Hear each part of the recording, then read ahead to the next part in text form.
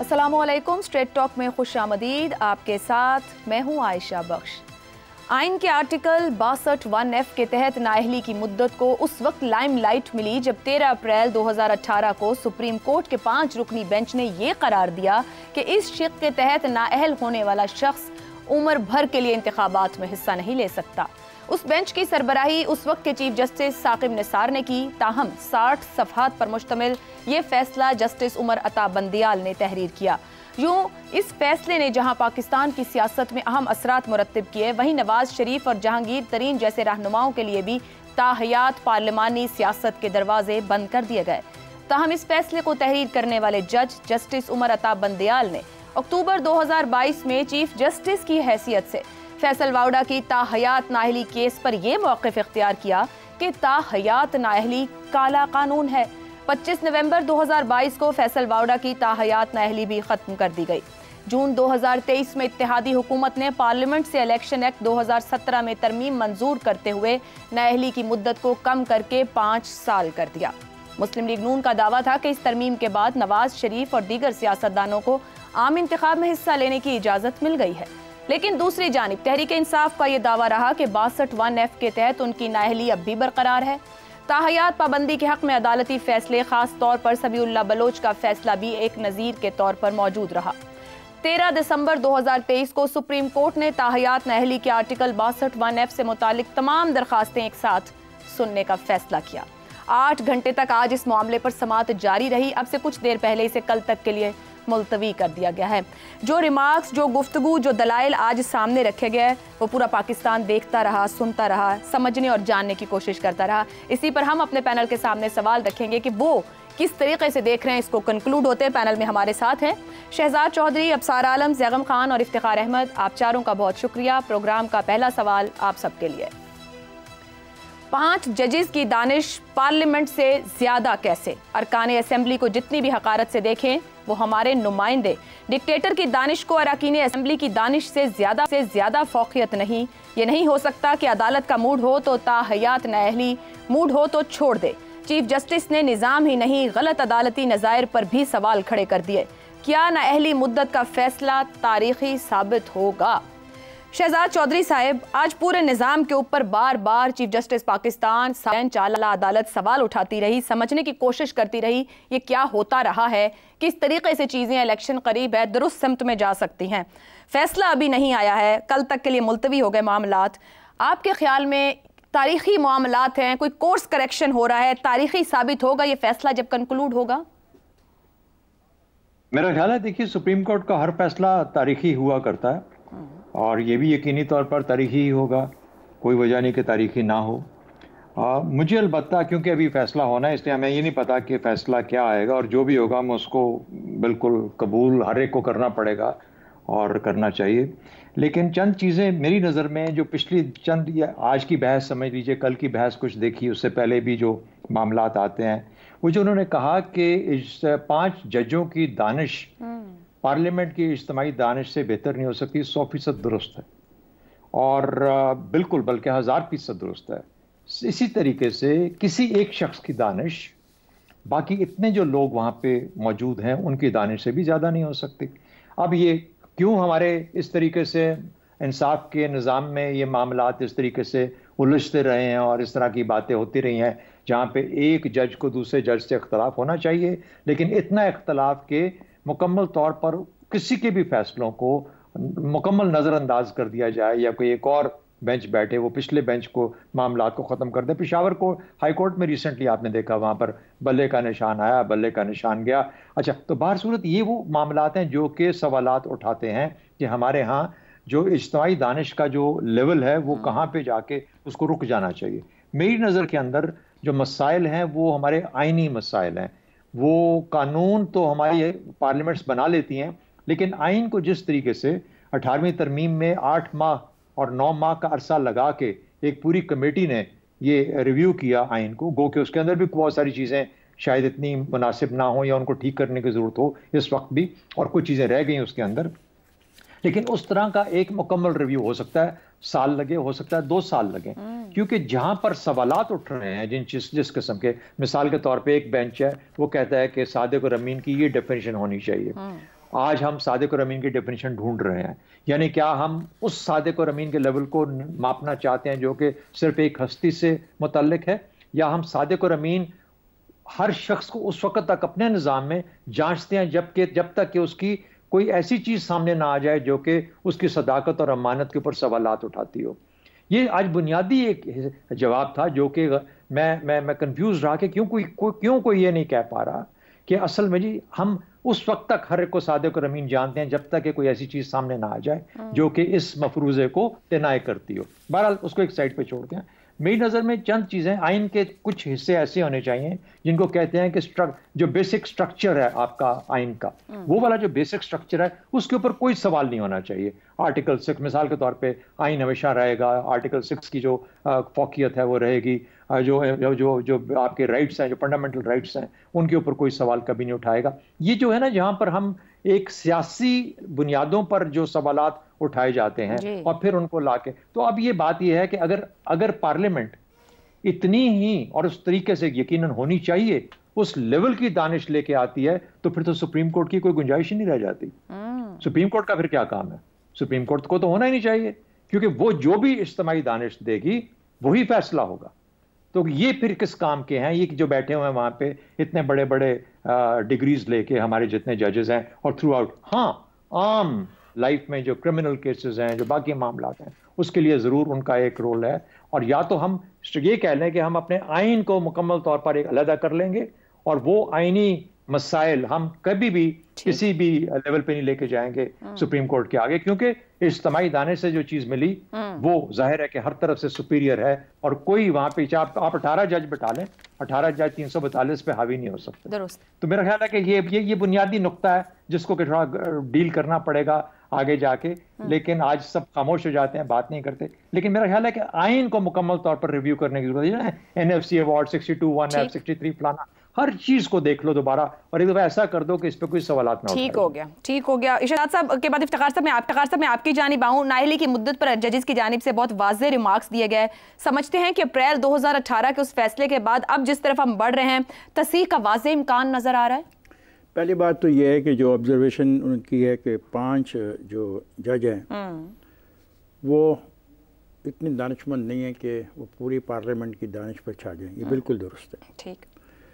दूसरी बात बड़ी इंपॉर्टेंट ये है कि ये जो मुतालबा एक मुल्क में किया गया था कि हमारे पास कॉन्स्टिट्यूशनल कोर्ट होनी चाहिए जो सियासी मामलात को हैंडल करे, उस पर बात आगे नहीं बढ़ी। वो 2 सियासी पार्टियों ने फैसला भी किया लेकिन वो नहीं तय हो सकी। हमें चाहिए कि हम आइनी मामलात के ऊपर एक अदालत अलहदा बनाएं जो सुप्रीम कोर्ट ना हो। तीसरी बात यह है कि अभी शहजाद साहब बात कर रहे थे आर्टिकल्स की, बिल्कुल आर्टिकल्स 1 और 5 जैसे आर्टिकल जो हैं वो परमानेंट एक हैसियत रखते हैं और उनको रहना होगा। ये बात भी ठीक है कि जो सदाकत और अमानत की बात है ये पर्सन टू पर्सन और हर वक्त के साथ तब्दील होती है। एक शख्स आज आपको लगता है वो ईमानदार है, उसकी सदाकत दुरुस्त है, कल उसका कोई ऐसा अमल उसके इस सूरत हाल को बदल भी सकता है। सो इसके बारे में हार्ड एंड फास्ट रूल बनाना बहुत मुश्किल है। इस आइन में जो मुदाखलत की गई 1973 के आइन में, 62 और 63 के शिक्कों में, वो बहुत काबिल तवज्जो। और आज एक सवाल ज़ेर बहस आया सुप्रीम कोर्ट में कि 18वीं तरमीम करने वालों ने इस पर गौर क्यों नहीं किया। ये बड़ा बुनियादी सवाल है। ये सवाल मैंने भी किया था जिस वक्त ये कमेटी बैठी हुई थी कि आप उन तमाम चीज़ों को क्यों नहीं ज़ेर गौर ला रहे जो ज़ियाउल हक़ ने आइन में शामिल किए। तो उन्होंने अपनी मजबूरी का इजहार किया, कहा कि अगर हम ऐसा करते हैं तो फिर ये कंसेंसस नहीं हो सकता, 2 एक जमातें जो हैं फिर हमें वो वोट नहीं देंगी और ये फिर जो हम फैसला कर रहे हैं इस पर कंसेंसस नहीं होगा। और ये बड़ी अहम बात है आज जो ज़ेर बहस आ रही है। क्या हम रिविज़िट करना चाहते हैं आइन को?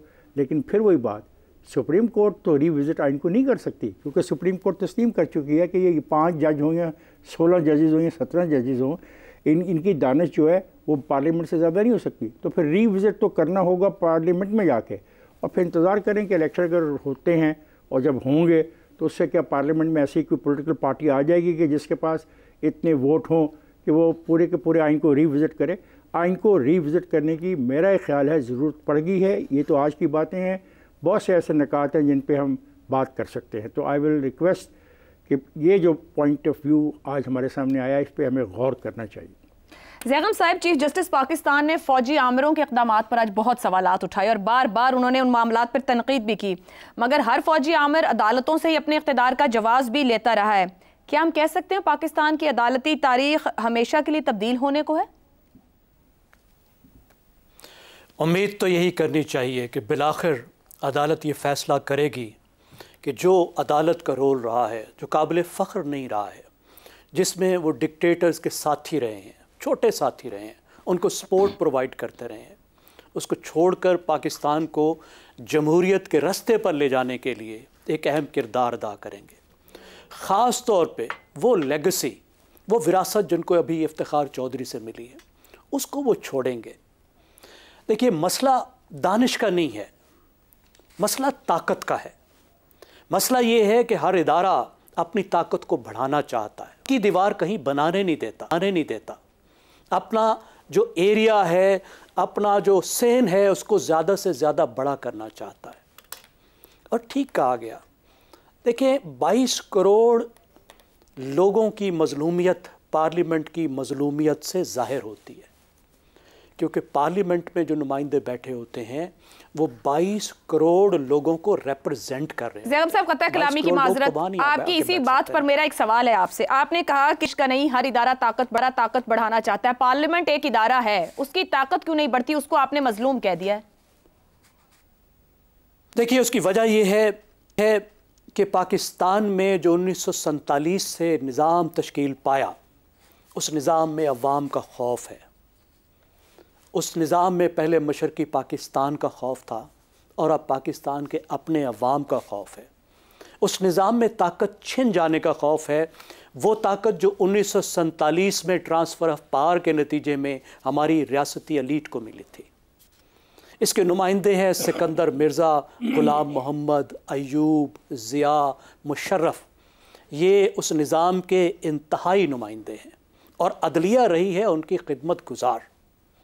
और अगर आप अदलिया को देखें कि किस तरीके से वो पार्लियामेंट पर इनक्रोच करती है, सिर्फ अदलिया नहीं करती, इंतज़ामिया भी करती है, और ख़ुद जो हमारी पार्लियामेंट के अपने नुमाइंदे हैं वो पार्लियामेंट का एहतराम नहीं करते, जो सबसे बड़ी अफसोस की बात है। अब आप देखिए, चौधरी इफ्तिखार ने क्या किया था। उसने धमकी दी थी कि मैं तुम्हारी पूरी 18वीं तरमीम उड़ा दूंगा। आप अंदाज़ा लगाइए, आइन साजी के हक़ को छीनने का उसने ऐलान किया था कि मैं तुम्हें ये 18वीं तरमीम नहीं करने दूंगा, और उसने गर्दन पे अंगूठा रख के 19वीं तरमीम करवाई थी कि जो अपॉइंटमेंट होगी जजों की वो हम खुद करेंगे, अकाउंटेबिलिटी का तुम्हें हक नहीं देंगे, अकाउंटेबिलिटी हम खुद करेंगे। आइन में इस तरह की मुदाखलत। फिर कल की बात है, आपने देखा जस्टिस अता बंदियाल ने क्या किया। उन्होंने 63A की तशरीह ऐसे की कि वो खुद एक आइन साजी थी। आइन में लिखा हुआ नहीं है, बल्कि ये वाजे था कि लोग वोट डालेंगे, वोट गिना जाएगा, उसके बाद वो नहल हो जाएंगे। मैं वोट ऑफ नो कॉन्फिडेंस की बात कर रहा हूँ। 63 से मुतल्लिक है कि अगर कोई पार्टी के बरखिलाफ वोट ऑफ नो कॉन्फिडेंस देता है तो वो नाहल हो जाता है, ये आइन कहता है। उन्होंने कहा कि उसका वोट गिना ही नहीं जाएगा। आप देखिए, मुकम्मल आइन साजी थी, पार्लियामेंट से आइन साजी का हक छीना गया। आप पूरी एक इंक्रोचमेंट नजर आती है कि अवाम को हक नहीं दे रहे कि वो अपने लिए आइन साजी करें, वो अपने लिए कानून साजी करें। तशरीह करना आपका हक है, लेकिन क्या ऐसी तशरीह की जा सकती है जिस तशरीह के नतीजे में आप पार्लियामेंट से आइन बनाने का हक छीन लें, उनसे आप कानून बनाने का हक छीन लें, आप उनके बिल्कुल अंदर चले जाएं? तो ये बहुत अफसोसनाक बात है जिस तरीके से पार्लियामेंट के साथ सलूक किया जाता है। लेकिन पार्लियामेंट खुद भी तो खड़ी हो ना, अपने हकूक का तहफ़्फ़ुज़ करे ना। मुझे आप बताइए, जब इफ्तिखार चौधरी ये खेल खेल रहा था तो क्या मियाँ नवाज शरीफ और मुस्लिम लीग उसके साथ नहीं मिली हुई थी? जब इफ्तिखार चौधरी ने चढ़ाई की हुई थी, जब वो पीपल्स पार्टी के वजीर आजम को निकाल रहा था, जब वो पीपल्स पार्टी की हुकूमत को नहीं चलने दे रहा था, तो एक पार्टी उनके साथ नहीं मिली हुई थी। उसके बाद जब उसके बाद दूसरे साकिब निसार साहब जो कार्रवाइयां कर रहे थे, तो क्या पीटीआई उनके साथ नहीं मिली हुई थी? और क्या हमारे मुंतखब नुमाइंदों ने, हमारी पार्टियों ने पार्लियामेंट को एहतराम किया है? आप जरा गिनिए तो सही, पिछले 15 सालों में कितने वजीर आजम कितनी दफा पार्लियामेंट में गए? बिल्कुल दुरुस्त, बिल्कुल दुरुस्त। पार्लियामेंट की कमेटियों को क्या तौकीर दी है? पार्लियामेंट जिस तरीके से चलाई जानी चाहिए उसको किस तरीके से चलाया है। वैलिड। तो ये तो एक पूरे और हाल की बात है, बहुत अच्छी बात है। ठीक है। अगर पाकिस्तान की सुप्रीम कोर्ट एक कदम पीछे भी हट जाती है तो इसका मतलब ये नहीं कि पार्लियामेंट खुद बहुत मुक्तदर हो जाएगी। वजीर आजम को भी ये अंदाजा करना होगा कि वो डिक्टेटर नहीं है, वो एक मुंतखब वजीर आजम है जिनको काबीना और पार्लियामान चलाएगी, जिन्हें हर कदम पे पूरी काबीना का मशवरा चाहिए और पार्लियामान की विल चाहिए और पार्लियामान का एहतराम चाहिए। तो हमें पूरे सिस्टम को ओवरहाल करना पड़ेगा। ठीक हो गया। ज़ैगम साहब ने पूरी गुफ्तगू को समेट सब जो गुफ्तगू की है उन्होंने उसके अंदर एक पॉइंट है, पार्लियामानी इख्तियारात पर इंक्रोचमेंट होती रही है। मगर आज चीफ जस्टिस साहब बार बार पार्लियामानी बालादस्ती की बात करते रहे, उसकी तरफ इशारे देते रहे। क्या अब की बार पार्लियामेंट इस काबिल होगी, अपनी आईनी हैसियत मनवा पाएगी? जिस तरह से ज़ैगम साहब ने कंक्लूड किया कि उन्हें करना पड़ेगा, खुद खड़ा होना होगा। पेशीन को यहाँ आप बहुत करवाना चाहती हैं, उससे पहले मैं ये बात करना चाहूँगा कि जो आज आपने बात की है सुप्रीम कोर्ट की और चीफ जस्टिस काजी फायज़ ईसा साहब की, तो यही तो हमारी ख्वाहिश थी, यही तो हमारी जद्दोजहद थी इतने सालों से जो हम कर रहे थे और जिस पर मुसलसल तंज का निशाना भी बनते हैं और रियासती जबर का निशाना भी बनते हैं। आज भी हम देख रहे हैं कि काजी फायज़ ईसा के ख़िलाफ़ एक गलीज़ तरीन मुहिम शुरू की गई है सोशल मीडिया पे, और उसकी वजह सिर्फ यही है जो आपने अभी बताई है कि उन्होंने पार्लियामेंट को जुडिशरी से और दूसरे इदारों से बेहतर मकाम देने की कोशिश की, जो पार्लियामेंट का हक भी है। यही तो हम कहते थे। आज जब उन्होंने कहा है कि 5 जजेस की दानिश पार्लियामेंट से ज़्यादा नहीं है, तो मैं एक पाकिस्तानी शहरी के तौर पे उनको सलाम पेश करता हूं इस बात पर कि उन्होंने आज अपनी अदलिया का जो किरदार रहा है पिछले 76 साल में इस मुल्क में, मासफाए चंद एक एक्सेप्शंस के, आज उन्होंने उसका एतराफ़ किया है और उन्होंने उसको बेहतर करने की कोशिश की है, जिसके लिए वो टारगेट बने हुए हैं। फिर और टारगेट कौन है वो मैं आपको अभी थोड़ी देर में टारगेट कौन बना रहे हैं उनको वो मैं आपको बताता हूं। लेकिन जो जजेस ने, जो अदलिया ने आज जो किरदार शो किया है, जो उन्होंने एक आगे का रास्ता दिखाया है, 5 जजेस की दानिश पार्लियामेंट से ज़्यादा बेहतर नहीं है। मेरी ये गुजारिश अब 5 जर्नलों और 5 मीडिया पर्सन से भी है कि वो भी अपने आप को अक्ले कुल ना समझें, वो भी ये ना समझें कि पार्लियामेंट से ज़्यादा उनकी दानिश है और या वो पार्लियामेंट से ज़्यादा बहादुर हैं और वो हर एक को तो जो मर्जी गाली निकाल सकते हैं, जो मर्जी कर सकते हैं, लेकिन उनके ऊपर कोई उंगली नहीं उठा सकता, उनको कोई तनकीद नहीं कर सकता। जब हम इन 5 के टोलों से जान हमारी छूट जाएगी ना, फिर हम पार्लियामेंट की बात आएगी। और पार्लियामेंट की फिक्र इतनी ना करें, अगर ये इदारे जो हैं ये अपने आईनी किरदार में रहें तो इनकी साख और इनकी ताकत इतनी बढ़ जाएगी कि किसी पार्लियामेंट के रिप्रेजेंटेटिव प्राइम मिनिस्टर की जरूरत नहीं है कि वो फाशिस्ट बन जाए। ये मैं आपको लिख के दे देता हूं पहले ही। चले फिर भी अगर कोई बनता है ना, अवाम खुद निबट लेंगे अपने नुमाइंदों से और अपनी पार्लियामेंट से। जहन साजी हम करते हैं और मुसलसल पार्लियामेंट को और सियासतदानों को गाली निकालते हैं। शुक्र है आज मैं तो कहता हूं कि ये एक हमने दिन देखा अपनी ज़िंदगी में कि सुप्रीम कोर्ट के लेवल पे इस बात को रियलाइज़ किया गया। और इसमें देखें, अभी बात हो रही थी बाज़ केसेस की और उमर अता बंदयाल ने किस तरह आइन के साथ खिलवाड़ किया। आज भी जो बात हुई है समीउद्दीन बलोच के केस में ताहियात नाअहली है और फैसल वाबडा का किसने कहा होगा कि उसको 5 साल करें, और उमर अता बंदयाल ने चीफ जस्टिस का किरदार शो किया है। ऐसे चीफ जस्टिस को आप समझते हैं, या जो कुछ लोग कहते हैं कि मैं उनको दानिश के पहाड़ समझूं, मैं नहीं समझ सकता। और हम उस वक्त भी कहते थे जब इफ्तिखार चौधरी भी था, साकिब निसार भी था और उमर अता बंदयाल भी था कि ये रॉन्ग नंबर्स हैं। इस तरह की दोगली किस्म की पॉलिसी है ना कि समीला बलोच के उस पर और फैसल वाबडा के वक्त और एक ही जज साहब वो लिख रहे हैं कि अब मैं जाग गया हूं। आर्टिकल 63(1) पे भी यही उन्होंने किया था। तो अभी ये सारी जो कॉन्ट्रडिक्शंस हैं ये आज सुप्रीम कोर्ट ने खोल के सामने रख दी, अपना एहतसाब खुद किया है। मीडिया पर्सन अपना एहतसाब कब करेंगे? एक एग्जांपल छोटी सी दे दूं अगर आप मुझे इजाजत दें तो। अभी मीडिया की मैं बात करूं, मैं इसलिए मीडिया का कह रहा हूं, मीडिया कैसे जहन साजी करता है, मीडिया की अपनी इंडोक्ट्रिनेशन कितनी शदीद हुई है जिससे सारे निजाम को खतरा है।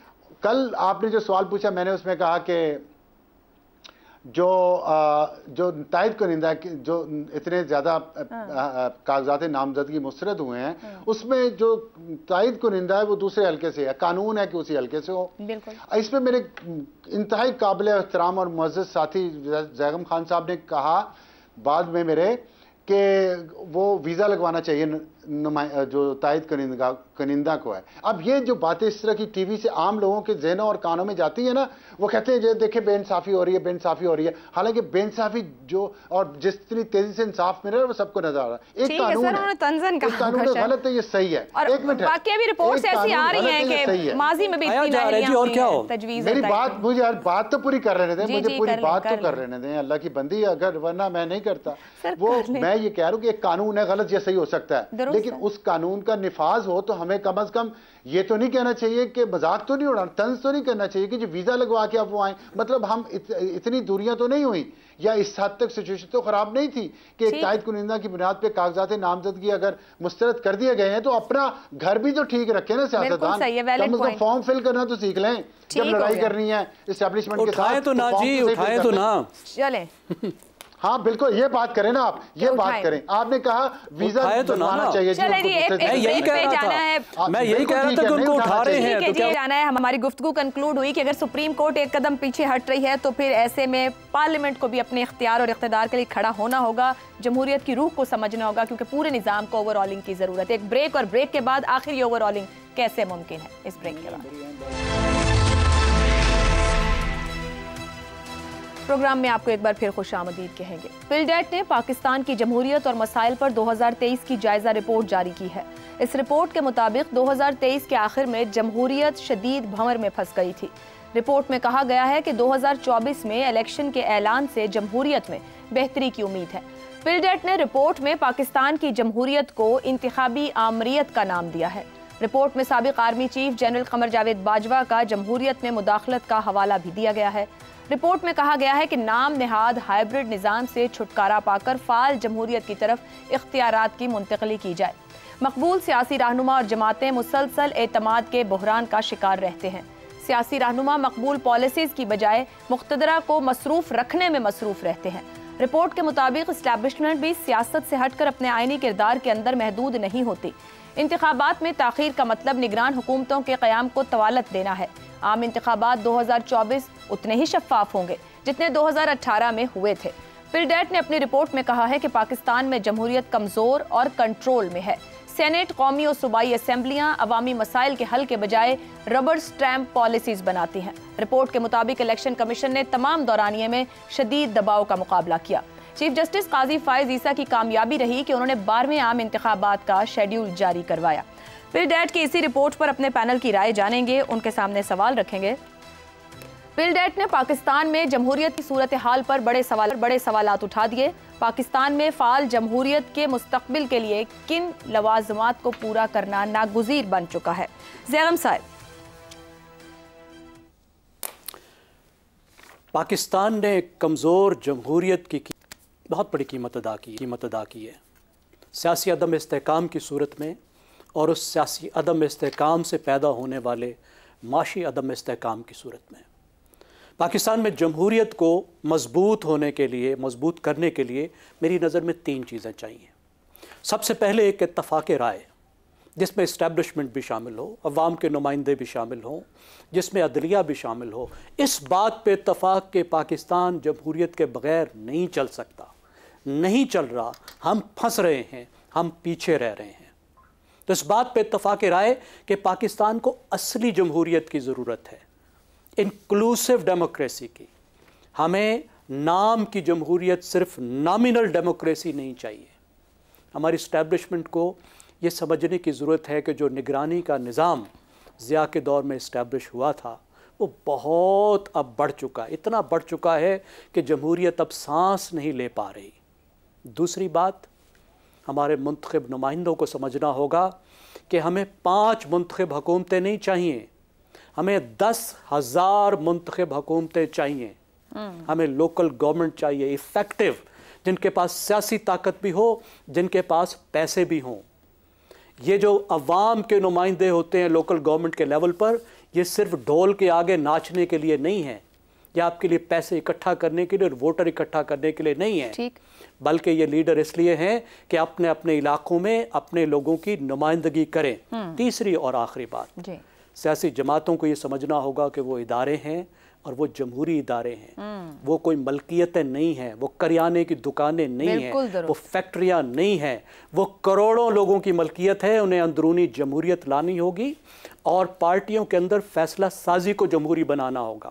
किचन कैबिनेट्स के जरिए पार्टियों को नहीं चलाना होगा और किचन कैबिनेट के जरिए से हुकूमतों को नहीं चलाना होगा, उन्हें खुद को जमहूरी बनाना होगा। मेरे ख्याल में ये 3 इकदाम होंगे तो तब पाकिस्तान एक सच्ची जमहूरियत की तरफ बढ़ेगा। ठीक हो गया। इफ्तिखार साहब, साबिक आर्मी में मुदाखलत की बात भी करती है पिलडैट की रिपोर्ट, मुदाखलत हुई, गलत हुआ, मगर यही सियासी जमातें जो हमारी बड़ियां कतार में खड़े होकर उसी जनरल को एक्सटेंशन देती हैं, ये कहाँ ठीक हुई? बिल्कुल गलत हुआ। मैं तो हैरान हूँ कि, और ये शर्म की बात है तमाम सियासी जमातों के लिए कि जितने वोट उसको मिले इतने वोटों में तो आप प्राइम मिनिस्टर मुंतखब नहीं किया आपने अभी तक। तो शर्म नहीं आई आपको? तो क्या मिला उसके जवाब में आपको? ये लूला लंगड़ा सिस्टम जो मुझे नज़र ही नहीं आता कि सरवाइव करे। आप करा लें 8 को इलेक्शन और चलाएं इस सिस्टम को सन 2024 में। नवंबर में ऐसा थप्पड़ मारा जाएगा किसी न किसी अदारे की तरफ से कि ये सारा का सारा धड़ाम नीचे गिर जाएगा। ये बहुत संजीदा बात है और मुझे अफसोस से ये बात कहनी पड़ती है कि उनके तमाम जो इक़दाम थे वो नाकाम साबित हुए, खा वो मार्शल लॉ की शक्ल में आए, खा वो ये जो पता नहीं कौन से आप जमहूरियत बोलते हैं इसको, हाइब्रिड टाइप कोई चीज़, नाकाम हो गए। गुज़श्ता रोज़ के मुकाबले में आज का दिन ज़्यादा जमहूरियत के ख़िलाफ़ जन्म ले रहा है। ये सोशल मीडिया पे जो गाली पड़ रही है हर इदारे को, ये कहाँ से आया है? किसने इनको परवान चढ़ाया? कौन इसका ज़िम्मेदार है? और आप 100 बात मान लें ज़ग़म की, जब तक आप इस पे काबू नहीं पाएंगे अब पाकिस्तान के अंदर जमहूरियत नहीं चलेगी। पाकिस्तान में चलेगा सोशल मीडिया पर जो इनकलाब आया हुआ है उसके जो असरात हैं वो आपको महसूस करने पड़ेंगे और हर वक्त आपको उनका सामना करना पड़ेगा। ऐसे नहीं जमहूरियत चल सकती। हमें फैसले करने होंगे कि 5th जनरेशन वार की आड़ में जो इतनी बड़ी ट्रोलिंग की टीम बनाएगी उसने उखाड़ के रख दिया आपके सारे अदारों को, ठीक हो, और ख़ुद भी उन लोगों को भी उखाड़ के रख दिया जिन्होंने बनाया था उनको। दुरुस्त। तो ये कितनी बड़ी खौफनाक सूरत हाल है कि कोई अदारा बच नहीं पा रहा। दुरुस्त हो गया। और हम कितनी भी मुकामी जमहूरियत की बात करें, और मैं सबसे बड़ा हामी हूँ मुकामी जमहूरियत का, ठीक है, लेकिन क्या मुकामी जमहूरियत इस टोले का मुकाबला कर सकती है? अगर नहीं कर सकती तो हम सबको सोचना पड़ेगा कि हम क्या कर रहे हैं, हम कहाँ जा रहे हैं और नतीजे क्या होंगे। ब्रेक पे जाते हैं। बड़ा हम सवाल उठाया कि चीज़ हमारे ऊपर उल्टी पड़ जाती है, आखिर हम सीखते क्यों नहीं? शहजाद साहब और अफसार साहब इस ब्रेक के बाद। प्रोग्राम के आखिरी हिस्से में आपको एक बार फिर खुशामदीद कहेंगे। अफसार साहब, पिलडैट की रिपोर्ट कहती है सियासी रहनुमा मकबूल पॉलिसीज़ की बजाय मुक़्तदरा को मसरूफ़ रखने में मसरूफ़ रहते हैं। ख़ुद को सियासी जमातें जो जमहूरी कहती हैं, तमाम बड़ी PTI, पीपल्स पार्टी, नून लीग, JUI, अगर वो सब भी इस तरह इशारों पर चलते हैं तो फिर जमहूरियत के कमज़ोर होने की असल वजह क्या है या ज़िम्मेदार कौन है? असल वजह तो ये पहले इस तरह के इदारे हैं जो सारा इल्ज़ाम फिर पार्लियामेंटेरियन पे डाल देते हैं। उन्हें कि इंटेलेक्चुअल डिसऑनेस्टी ना दिखाएं पिलडैट को कि ये बात कह रहे हैं कि सारा मुक़्तदरा को मसरूफ़ रखते हैं। मुक़्तदरा किसको मसरूफ़ रखती है? ये मुक़्तदरा होता क्या है कि अभी आपने बात की है, इफ्तिखार साहब ने भी की है और किसी और ने भी शायद की है कि बहुत बायसे शर्म बात है कि किसी वज़ीर-ए-आज़म को इतने वोट नहीं पड़े जितने आर्मी चीफ के एक्सटेंशन को पड़े हैं। बिल्कुल है बायसे शर्म बात पार्लियामेंट के लिए, उससे ज़्यादा बायसे शर्म बात उस army chief general Qamar Javed Bajwa के लिए भी है कि जिसने गर्दन पे अंगूठा रख के पार्लियामेंट पूरी के ये सारा कुछ करवाया। क्या कर सकती थी पार्लियामेंट? कितना पार्लियामेंट एकोमोडेट करे, किसको करे? एक तरफ इफ्तिखार चौधरी आ जाता है गर्दन पे अंगूठा रखने के लिए कि आप अपनी तरमीम वापस लें, दूसरी तरफ आर्मी चीफ आ जाता है कि मुझे एक्सटेंशन दें। लेकिन हमने हकारत रखनी है पार्लियामेंटेरियन के लिए। मैंने आपको इलाज बता दिया, आखिर में मैं बता रहा हूं, 5 जज, 5 जर्नल और 5 मीडिया पर्सन 5-5 कदम पीछे करें, ये पार्लियामेंट चल पड़ेगी। अगर नहीं चलेगी, फैसिस्ट बनेगी। तो यही इदारे जो अपना आईनी और कानूनी काम करेंगे इतने मजबूत हो जाएंगे, इनकी साख इतनी बेहतर होगी, लोग इनकी इज्जत इतनी करेंगे कि इनके हर फैसले को सर झुका के मानेंगे और आवाम खुद पार्लियामेंट के लोगों का इलाज करना जानते हैं और कर लेंगे। लेकिन पहले 5-5 कदम बाकी तो पीछे हटें। शहजाद साहब, जमहूरियत का मुस्तकबिल सुनहरा कैसे हो सकता है? 5-5 कदम पीछे होने से और फिर अवाम खुद ही फैसला साज बने, इनका एहतसाब करे। अच्छा, जमहूरियत अपनी ताकत कहाँ से लेती है? सियासी पार्टियों से या अवाम से? ये एक बुनियादी चीज़ का जवाब अगर हम सब मिलके या अपने अपने तौर पे सोचें तो मुझे तो लगता है कि अवाम से मिलती है जमहूरी, किसी भी जमहूरी निज़ाम की जो ताकत होती है वो अवाम होते हैं। लेकिन अगर अवाम को पता ही ना हो कि जमहूरियत क्या है, अवाम को समझ ही ना हो जमहूरियत क्या है। अभी ज़ाहिम साहब बात कर रहे थे कि ये सिर्फ इनको ये पता होना चाहिए कि सिर्फ ये ढोलों के आगे नाचने के लिए नहीं है। बदकिस्मती से हमारे अवाम को सिर्फ दो ही चीज़ों का पता है जमहूरियत का, कि एक ढोल के आगे नाचना कैसे और दूसरा वोट कैसे डालना है। उससे आगे जमहूरियत की अंडरस्टैंडिंग उनमें एग्जिस्ट नहीं करती। अगर उनको ये पता हो कि जमहूरियत क्या है, वो खुद सबसे बड़े दफा करने वाले बनेंगे जमहूरियत का, और बगैर उनके दफा के, उनकी इंटरवेंशन के जमहूरियत पनप नहीं सकती। जब आप सिर्फ सियासी पार्टियों और उनके लीडरान को और पार्लियामेंट के अंदर जो लोग बैठे हुए हैं जो कि 500 खानदानों से आते हैं, उनकी बुनियाद पे जमहूरियत कायम करते हैं, तो फिर जमहूरियत ऐसी ही होती है जैसे इस वक्त आपके मुल्क में। तो मैं ये सोचना चाहता हूं, मैं अपने दिमाग में ये पिछले काफी अरसे से, और हर इंसान को सोचता होगा कि जमहूरियत पाकिस्तान में कमजोर क्यों है। ये फौज आके उसको तो वो ओवरटेक कर लेती है। इतनी कमजोर जमहूरियत है कि फौज हमेशा आती है और उसके ऊपर काबू कर लेती है क्योंकि उसके पास बंदूक है। ये क्या मुमकिन है? बाकी तो फौजों के पास भी बंदूकें होती हैं, उनके यहाँ जमहूरियत कोई नहीं ओवरटेक करती फौज। इसलिए मेरा ख्याल है कि एक फिर उसके बाद एक मुआशरे की अपनी तश्कील होती है। हमारे यहाँ आप पूछें नवाज शरीफ साहब कौन है, मेरे ख्याल में कोई आप चले जाए रिमोट एरियाज में, पूछेगा बादशाह साहब, बादशाह सलामत है। ये मैंने खुद तजर्बा किया हुआ है, इस चीज का तजर्बा किया हुआ है। आम आदमी बादशाह समझता है, वजीर आजम को बादशाह समझता है, उसको पता ही नहीं कि वजीर आजम मेरा खादिम है, वजीर आजम का काम मेरी खिदमत करना है, वो ये नहीं समझता। वो कहता है बादशाह है। हमारे मुल्क में बादशाह रहे हैं हमेशा से। तो जब तक आपको किसी अवाम को, किसी आम आदमी को यह समझ नहीं आएगी कि जमहूरियत है क्या, उससे मुझे क्या फवायद मिलते हैं, मेरा हक कैसे मुतय्यन होता है, वो फिर उसके दिफा के लिए निकलेगा। ठीक हो गया। जिस तरीके से बलोच निकलते हैं, जिस तरीके से बाकी लोग निकलते हैं, जब तक पूरा पाकिस्तान इस तरीके से नहीं निकलेगा, जमहूरियत का दिफा नहीं हो सकता। मुझे यूं लगता है कि हमने जमहूरियत का सही निज़ाम जो सही स्ट्रक्चर है, वो अपने लोगों की जीनियस या अपने लोगों की उस हिसाब से नहीं हमने तश्कील दिया।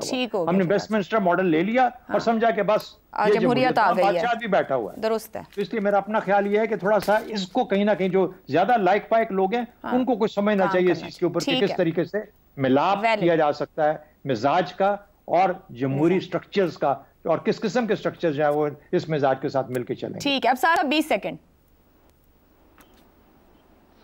देखिए, अवाम को जमहूरियत का पता 1940 में था, इसीलिए उन्होंने करारदाद पाकिस्तान मंजूर की और एक जमहूरी और सियासी जदोजहद के जरिए ये मुल्क बना लिया, इसलिए कि अवाम को जमहूरियत का पता था। उन्हें पता नहीं था तो आमरीत का नहीं पता था। जो आई मार्शल लॉ लगाया 1958 में, सारा निजाम तलपट करके रख दिया। तब से लेके आज तक हम वापस ट्रैक पे चढ़ ही नहीं सके, क्योंकि 30 सेकंड में बहस नहीं हो सकती। चले जी, मैं आज के प्रोग्राम में माहिरीन ने अपनी बड़ा एक अहम सवाल है, कोशिश करेंगे आने वाले प्रोग्राम्स में उठाएं कि क्या हम जानते हैं जमहूरियत क्या है, या भी हम सबको मजीद पढ़ने और जानने की जरूरत है कि जमहूरियत क्या है। आज के प्रोग्राम से इतना ही, इजाजत दीजिए, अल्लाह।